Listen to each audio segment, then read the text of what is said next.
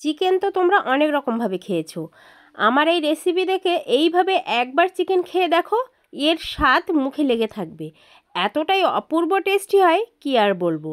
আসসালামু আলাইকুম everyone, welcome to Mampi's kitchen. একদম সিম্পল আর খুব চটজলদি একটা চিকেন রেসিপি শেয়ার করছি, আশা করি তোমাদের ভালো লাগবে। তো তার জন্য কয়েক পিস চিকেন আমি একটু বড় করে কেটে নিয়েছি। আমি আমার প্রয়োজন মতো চিকেন নিয়েছি, তোমরা তোমাদের প্রয়োজন মতো চিকেন নিয়ে নেবে। আর তার আগে বলে রাখি, তোমরা আমার ইউটিউব চ্যানেলে যারা নতুন বন্ধু আছো প্লিজ চ্যানেলটা সাবস্ক্রাইব করে রাখবে। আর ফেসবুক পেজ থেকে দেখলে পেজটাকে ফলো করে পাশে থাকবে এরকম নিত্য নতুন রেসিপি পাওয়ার জন্য। তো তারপর কড়াইয়ে দিয়ে দিলাম তেল। তেলটা যখন একটু গরম হয়ে আসবে একে একে চিকেনের পিসগুলো দিয়ে দেব। চিকেনের পিসগুলো দিয়ে হালকা হাতে একটু ভালো করে নাড়াচাড়া করে একটু কালার আসা পর্যন্ত ভেজে নেব। তো আমি উল্টিয়ে পাল্টিয়ে বেশ ভালোভাবে একটু সুন্দর কালার আসা পর্যন্ত ভেজে নিলাম। তো এইবার একটু নাড়িয়ে চাড়িয়ে আমি এগুলোকে তুলে নেব। আর এই চিকেনের রেসিপিটা একবার যে খাবে আশা করি তাদের ভীষণই ভালো লাগবে।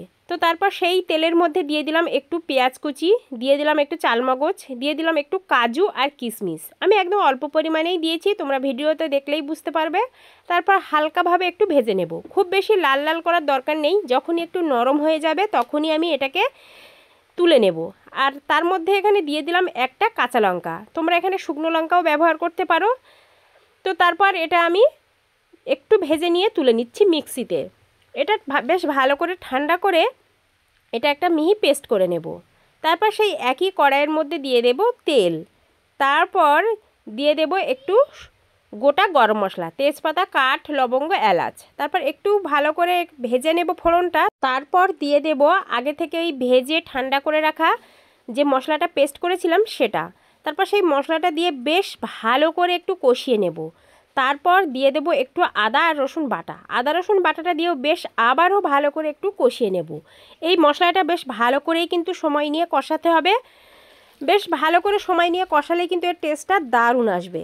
তারপর একে একে দিয়ে দেব গুঁড়ো মশলাগুলো। এখানে দিয়ে দিচ্ছি একটু ঝালের গুঁড়ো, যেহেতু আমি একটা কাঁচা ঝাল ব্যবহার করেছি ঝালের পরিমাণটা একটু কমই রেখেছি, তোমরা তোমাদের পছন্দ মতো দেবে। দিয়ে দিলাম ধনিয়া গুঁড়ো, জিরে গুঁড়ো আর স্বাদ মতো নুন। তারপর শুকনো মশলার সঙ্গে বেশ ভালো করে এটাকে কষিয়ে নেব। যতক্ষণ তেল না ছাড়ে ততক্ষণ বেশ ভালো করে কষিয়ে নিতে হবে। তো দেখতেই পাচ্ছ খুব সুন্দরভাবে একটু কষিয়ে নিয়েছি। এই পর্যায়ে আগে থেকে ফেটিয়ে রাখা 2 চামচ মতো টক দই এখানে আমি দিয়ে দিলাম। তারপর আবারও বেশ সময় নিয়ে একটু কষিয়ে নিচ্ছি। এটা ধাপে ধাপে অবশ্যই কষিয়ে নেবে, ধাপে ধাপে কষিয়ে নিলে বেশ তরকারির টেস্টটা দারুণ আসবে। তারপর মিক্সি ধুয়ে একটু সামান্য পানি আমি এখানে অ্যাড করছি। তারপর পানির সাথে মশলাটা বেশ ভালো করে একটু নাড়িয়ে চাড়িয়ে নিচ্ছি। একদম খুব সিম্পল আর খুব কম সময়েই কিন্তু হয়ে যায়, খেতে কিন্তু ভীষণই সুস্বাদু। তারপর ঝোলটা দিয়ে যখনই একটু ফুটতে শুরু করবে তখন একে একে চিকেনের পিসগুলো আমি এখানে দিয়ে দেব। দিয়েই ঢাকনা দিয়ে রান্না করে নেব বেশ কয়েক মিনিট। তো ঢাকনা দিয়ে আমি কিছুক্ষণ পর বেশ যখনই খুব সুন্দরভাবে ফুটে উঠবে তখনই ঢাকনাটা সরিয়ে নিয়ে মশলার সঙ্গে চিকেনটা একটু ভালো করে আমি নাড়াচাড়া করে দেব, যাতে করে সমস্ত মশলাগুলো চিকেনের মধ্যে খুব সুন্দরভাবে ঢুকে যায়। তারপর বেশ সময় নিয়ে কষিয়ে নিতে নিতে দেখতেই পাচ্ছ গ্রেভিটা কিন্তু অনেকটা শুকিয়ে এসেছে এবং উপরটা দেখতেই পাচ্ছ খুব দারুণভাবে তেল উঠে এসেছে। তো বুঝে নিতে হবে এই পর্যায়ে কিন্তু খুব ভালোভাবে চিকেনটা আমাদের কষানো হয়ে গেছে। খুব সুন্দর একটা লোভনীয় কালার এসেছে। তো এই পর্যায়ে আমি আরেকটু পানি আমি এখানে অ্যাড করছি। অবশ্যই তোমরা গ্রেভিটা কেমন রাখতে পছন্দ করবে সেই অনুযায়ী কিন্তু এখানে পানির পরিমাণটা বা ঝোলের পরিমাণটা তোমরা দিয়ে দেবে। এবার ঢাকনা দিয়ে রেখে বেশ কিছুক্ষণ আমি রান্না করে নেব। তো দেখতেই পাচ্ছ বেশ কিছুক্ষণ আমি রান্না করে নিয়েছি। আর আমি এখানে খুব বেশি গ্রেভি রাখবো না, একটু ঘন ব্যাপারটা রাখবো। তো তারপর এখানে 1 চামচ মতো ঘি আমি দিয়ে দিলাম।